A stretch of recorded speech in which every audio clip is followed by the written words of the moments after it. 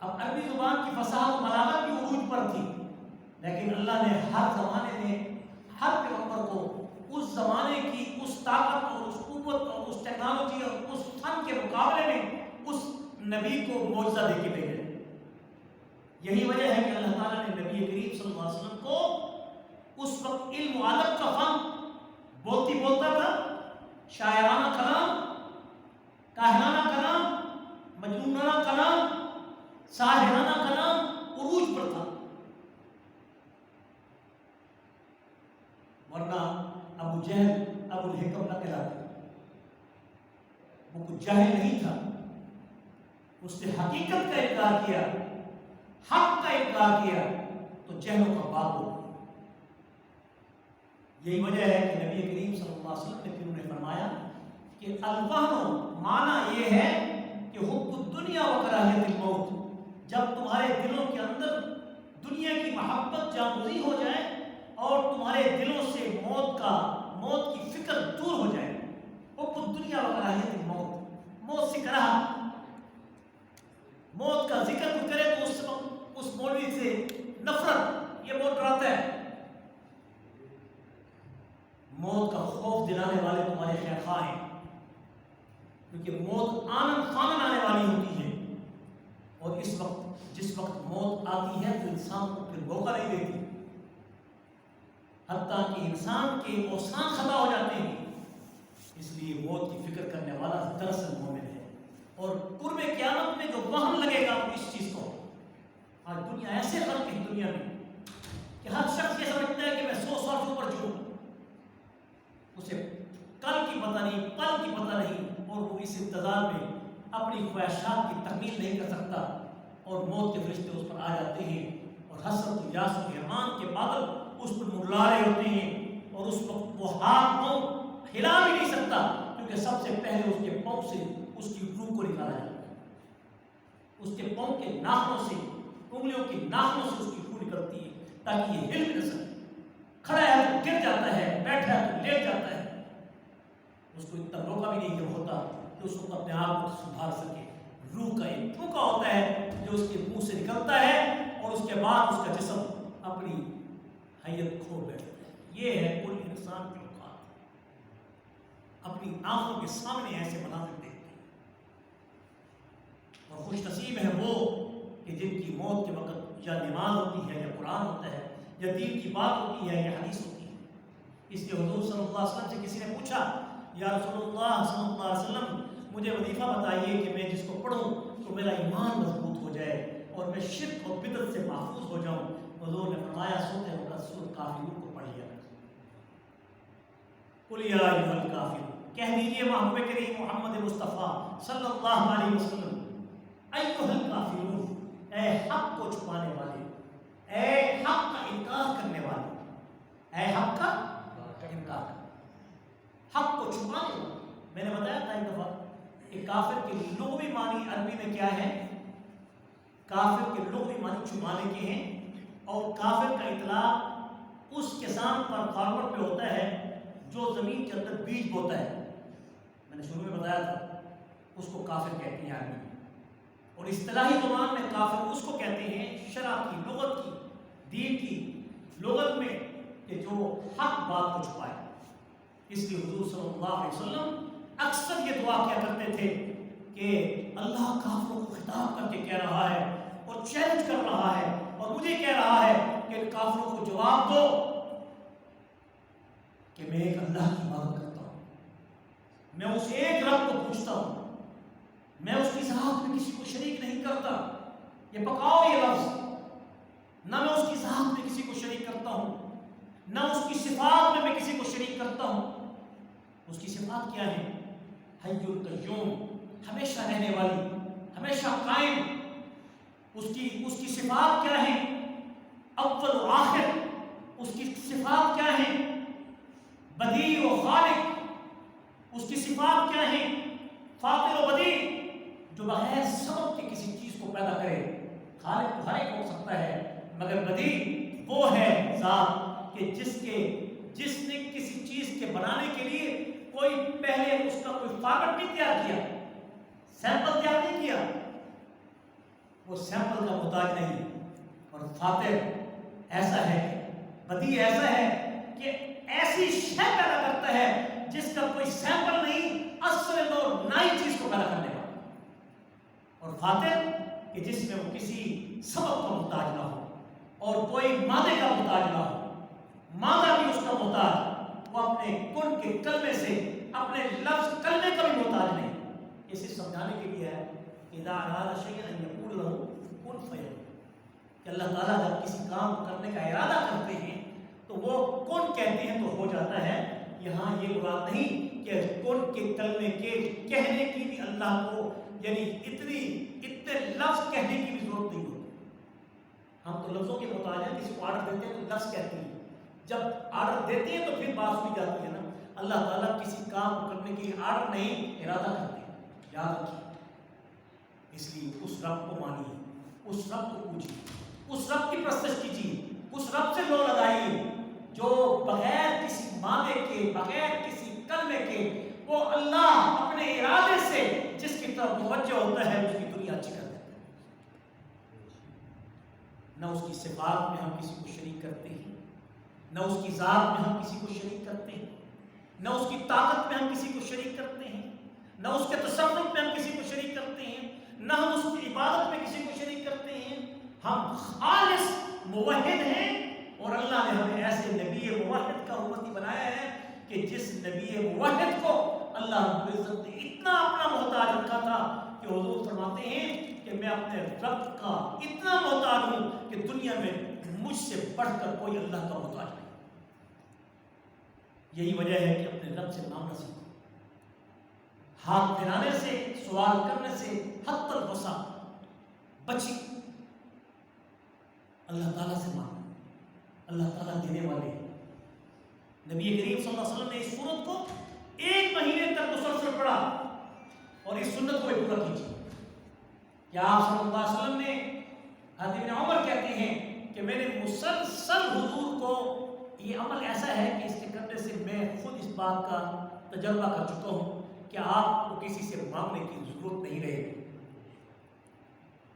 اللہ آپ کے ارادے پر آپ کو عطا کر دے گا، کسی کے سامنے ارادہ ظاہر بھی نہیں ہونے دے گا. تجربہ کر کے دیکھیے، اللہ آپ کو ایسے عطا کرے گا جیسے وہ کسی کا محتاج نہیں، اپنے ارادے سے وہ کسی چیز کو وجود میں لاتا ہے. ایسے بندے کو اس سورت کے پڑھنے سے اللہ اس کے ارادوں کو اس کے معنی سے پہلے ہی پورا کر دے. کہو سبحان اللہ. ایسے رب کو ہم مانیں یا کسی اور کے سامنے جھکیں یا کسی اور کے در پہ جائیں. حضور علیہ السلام نے 1 مہینے تک اس کو کیوں پڑھا، اس سورت کو، کہ ولید بن مغیرہ اور عاص بن وائل یا عاص، یہ مشرکین میں سے ان کے سردار تھے. یہ حضور اکرم صلی اللہ علیہ وسلم کے پاس آتے جاتے تھے کیونکہ حضور اکرم صلی اللہ علیہ وسلم اپنی توحید کی دعوت کے اندر پھیل رہے تھے. تو وہ کوشش کر رہے تھے کہ ہم کسی طریقے سے آپس میں افہام و تفہیم کر کے نبی کریم حضرت محمد مصطفیٰ صلی اللہ علیہ وسلم کو اپنے ساتھ کوئی کسی نہ کسی بات پر اکٹھا کر کے ہم آپس میں سلو کریں. اب یاد رکھیے، ہر قسم کی سلو اللہ تعالیٰ نے کفار کے ساتھ جائز رکھی، لیکن توحید پر سلو اللہ تعالیٰ نے حضور کو واضح طور پہ کہا ہے. جب وہ آئے آپ کے پاس اور انہوں نے کہا یا محمد صلی اللہ علیہ وسلم، اگر آپ کو کوئی دولت چاہیے تو ہم آپ کو یہاں کا دنیا کا سب سے بڑا مالدار بنا سکتے ہیں. اگر آپ کو دنیا کی سب سے خوبصورت عورت چاہیے کہ جس کے جسم سے بھی خوشبو آتی ہے، ایسی عورتیں ہوتی تھیں عربوں کی. آج کے عرب میں ایسے خاندان ہیں کہ جن عورتوں کی فلم یعنی قدرتی طور پر جسم سے خوشبو آتی ہے. اللہ اکبر، وہ خاندان آج بھی چلتے ہیں. حضور کے زمانے میں بھی تھے ایسے عورتیں. کہا کہ ایسی عورت سے آپ کا نکاح کر دیتے ہیں کہ جس کے بدن سے خوشبو آتی ہو اور دنیا کی حسین و جمیل ہو. اگر آپ چاہتی ہیں تو آپ یہ بھی خواہش نہیں کر سکتے. ان ظالموں کو پتہ ہی نہیں تھا کہ میرے محبوب محمد مصطفیٰ نے 25 سال کی عمر میں اما خدیجہ الکبریٰ رضی اللہ عنہا سے نکاح کر کے یہ ثابت کیا ہے کہ دنیا کا عظیم اور طاقتور انسان ہو. اور اللہ نے قوت شہوت میں بھی اللہ نے بے مثال رکھا ہے، لیکن اپنی شہوت پہ کنٹرول اللہ تعالیٰ نے قناعت اور تقویٰ عطا کیے ہیں کہ 40 سال کی بیوہ سے پہلے عطا کیا. اندازہ کیجیے 25 سال کی جوانی کی شباب کی عمر حضور کے بارے میں بکواس کرتے ہیں کہ ان کے نبی نعوذ باللہ من ذالک شادیاں رچانے والے تھے. نعوذ باللہ کفر نباشر سوائے ایک بیوی کے باقی سب بیویاں حضور صلی اللہ علیہ وسلم کی بیوہ تھی یا مترکہ تھی, بڑی عمر کی تھی, سوائے اما عائشہ صدیقہ رضی اللہ عنہا. وہ بھی آپ کی اس عمر میں جب 25 سال کا اور عرصہ گزرا, آپ کی عمر 50 تھی. 50 سال کی عمر میں انسان کی شباب وہ تو نہیں رہتا.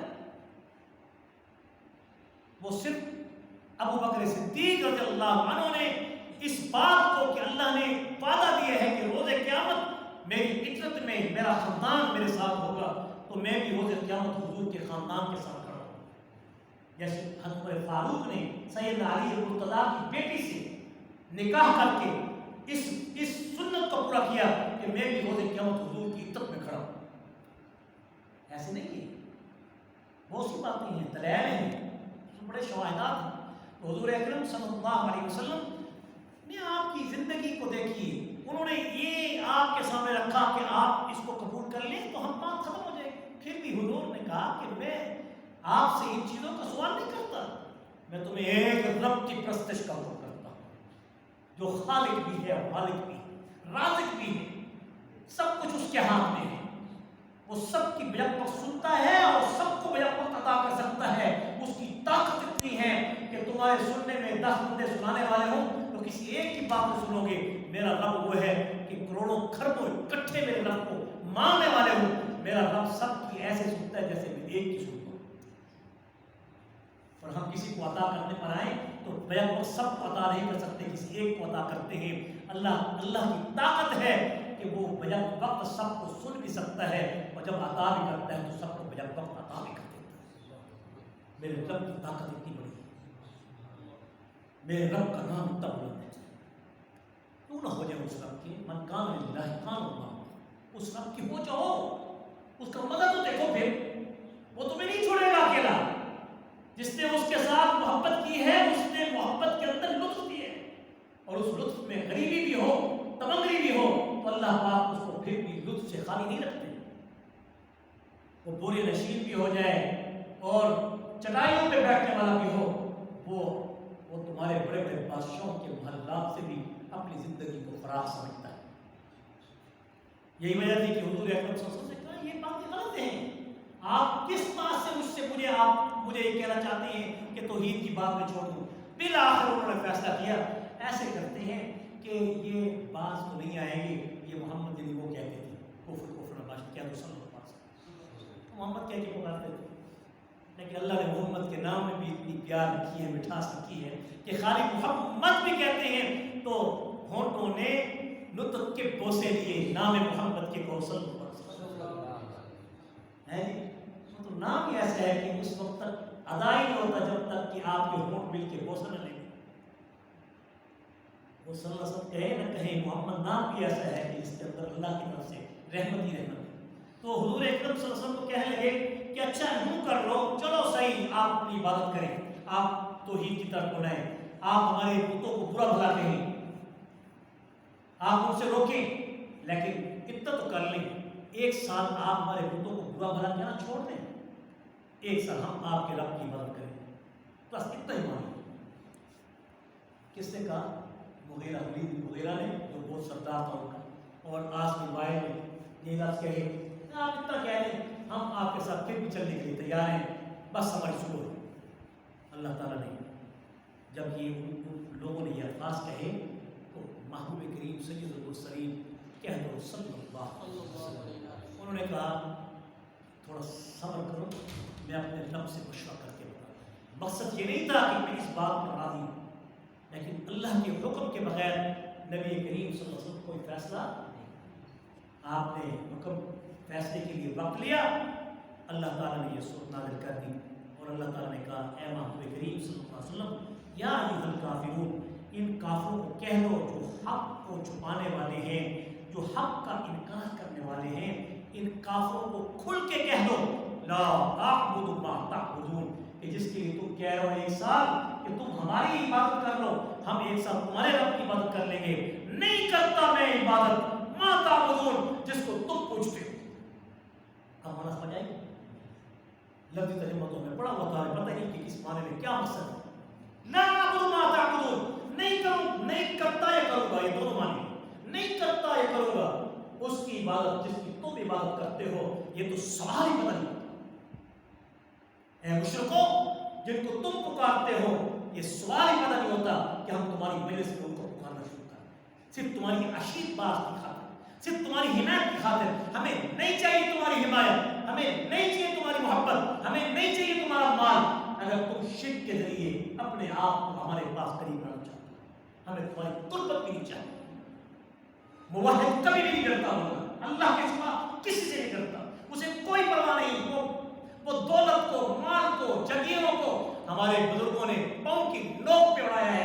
اللہ کے فضل و کرم سے ان بزرگوں کے نام لے لو جنہوں نے توحید کی صحیح دعوت کو امت تک پہنچایا ہے۔ کوئی لگی لپٹی بات یا کوئی لیت و لال یا کسی قسم کے خوف اور ملال سے بچتے ہوئے، تانے سے بچتے ہوئے انہوں نے حق بات کو نہیں چھپایا، حق بات کا اعلان کیا کہ نہیں کرتے تمہاری جیسی ہم عبادت، نہیں کرتے ہم تمہارا جیسا شرک، نہیں کرتے ہم تمہاری جیسی بدعت، ہمیں نہیں چاہیے بدعت تمہاری، ہم ایک رب کی عبادت کرتے ہیں۔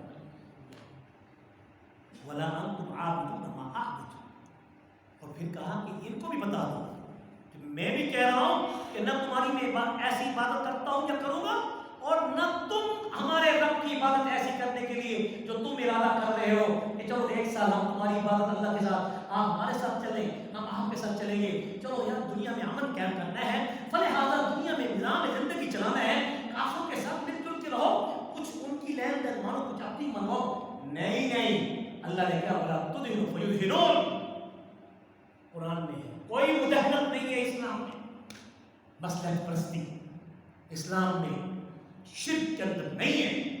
ہر معاملے میں تم کفار سے تعلق جوڑ سکتے ہو، مگر تہذیب و اخلاق میں خبردار۔ اے امت محمد صلی اللہ علیہ وسلم، یہ پیغام صرف آپ کو اس لیے حضور کی ذات کے ذریعے کرایا جا رہا ہے تاکہ تمہیں ان کا اہتمام ہو کہ وَلَا تَتَّخِذُوا الْيَهُودَ وَالنَّصَارَىٰ حَتَّىٰ تَتَّبِعَ مِلَّتَهُمْ، تم ان کی اتباع نہ کرنا، ان یہود و نصارہ کی، یہ کبھی بھی تمہارے دوست نہیں ہو سکتے، اس لیے فرمایا وَلَا تُدْهِنُوا فَيُدْهِنُوا، ان کو کوئی مداہنت کرنے کی ضرورت نہیں ہے، ایسی بات کہنے کی ضرورت نہیں ہے۔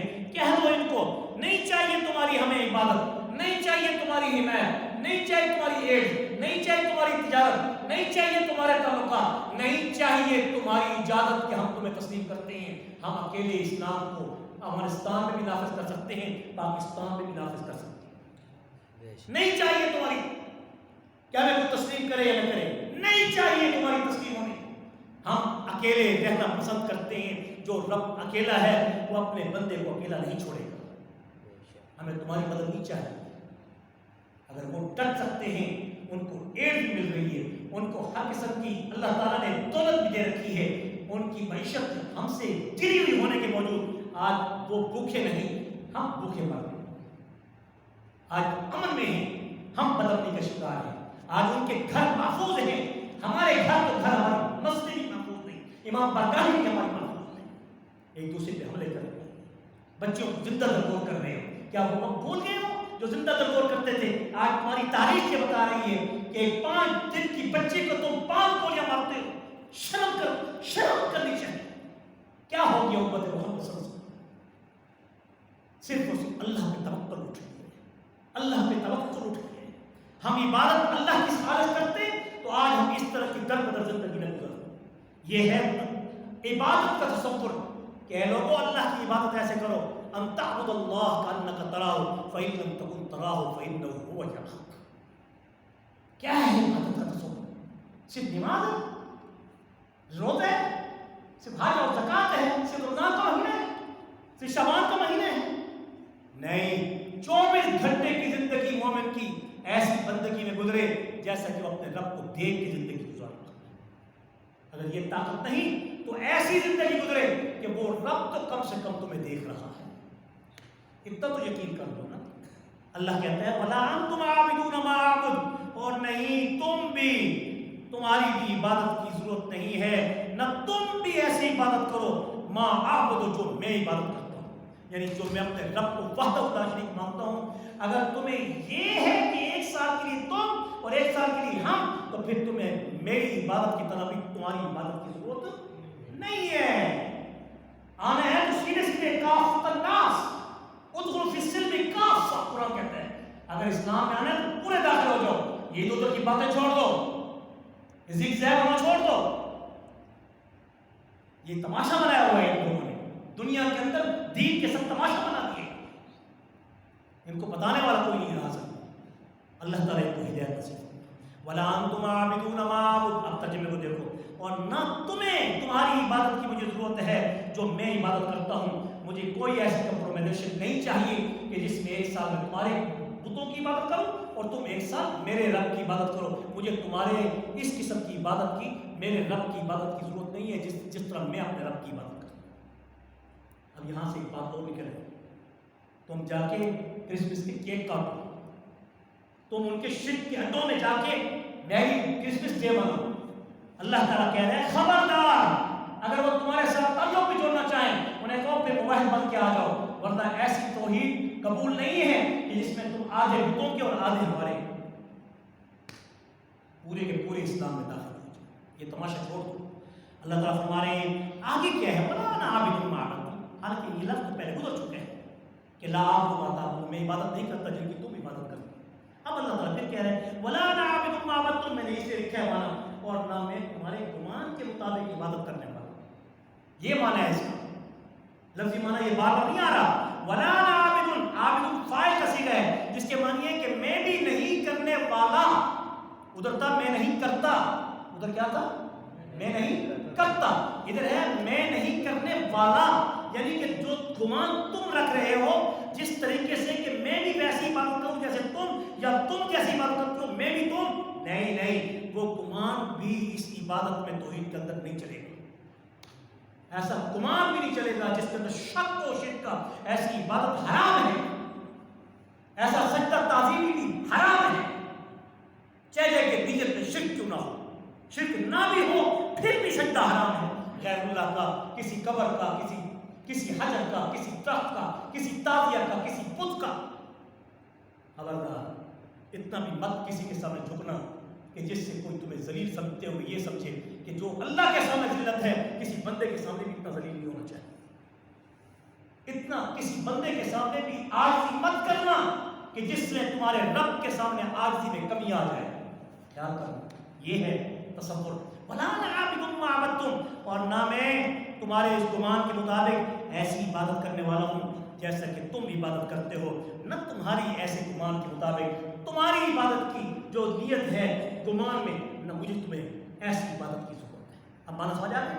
وَلَا أَنَا عَابِدٌ مَا، اور نہ میں تمہارے گمان کے مطابق عبادت کرنے والا ہوں جس کی تم عبادت کر رہے ہو بتوں کی، اور وَلَا أَنْتُمْ، اور نہ تمہیں چاہیے کہ جو گمان تم لے کے آ رہے ہو عبادت کرنے کا، مَا أَعْبُدُ، جس گمان پہ میں اپنے رب کی عبادت کرتا ہوں، جس گمان پہ میں اپنے رب کی عبادت کرنے والا ہوں، مجھے بھی تمہاری ایسی عبادت کی ضرورت نہیں ہے۔ معنی میں فرق آ گیا، یہ ریپیٹ نہیں ہے، بلکہ لا أعبد کا معنی کرتا ہوں یا کروں گا، اور عابد کا معنی کیا ہوگا، کرنے والا ہوں، جو گمان تمہارے ہیں یا جو تمہارے گمان ہیں میں کرنے والا ہوں۔ ٹھیک ہے، سمجھ آ گئی کہ نہیں آ گئی؟ فرق تو آسان ہو گیا نا۔ اب لکم دینکم ولی دین، تمہارے لیے تمہارا دین، میرے لیے میرا دین۔ یہ بات ذرا سمجھنے کی، ایسی بات نہیں، یہ لفظی ترجمہ ہے۔ لکم دینکم ولی دین، اس کا مطلب یہ ہے جو دین پہ مرے تو ٹھیک ہے، جو دین پہ نہ مرے تو تمہارا کوئی قصور نہیں۔ تمہارا بھائی دین سے اگر وہ کفر کی موت مرے تو کیا تم سے پوچھ گچھ نہیں ہوگا؟ نہیں نہیں، یہ ابتدائی حکم ہے، اور ابتدائی حکم میں بھی اس میں فرق ہے۔ دین دین سے ہے، دین جزا سے ہے۔ روز جزا جو فیصلہ ہونا ہے، تمہارا فیصلہ تمہارے لیے، میرا فیصلہ میرے لیے، ایک معنی۔ دوسرا معنی لین دین سے ہے کہ جو تم لین دین کرنے کے لیے میرے پاس آئے ہو، اس لین دین کو اپنے پاس رکھو، جاؤ اپنا کام کرو۔ یہودیوں کے ایجنٹ، انگریزوں کے ایجنٹ، کفار کے ایجنٹ، ہندوؤں کے ایجنٹ، مسلمانوں کے دشمن، اپنا کام کرو، ہم اپنا کام کریں گے، جاؤ اپنا کام کرو۔ یہ معنی اب سمجھ آ گیا؟ آسان لفظوں میں سمجھے نہیں سمجھ آئی؟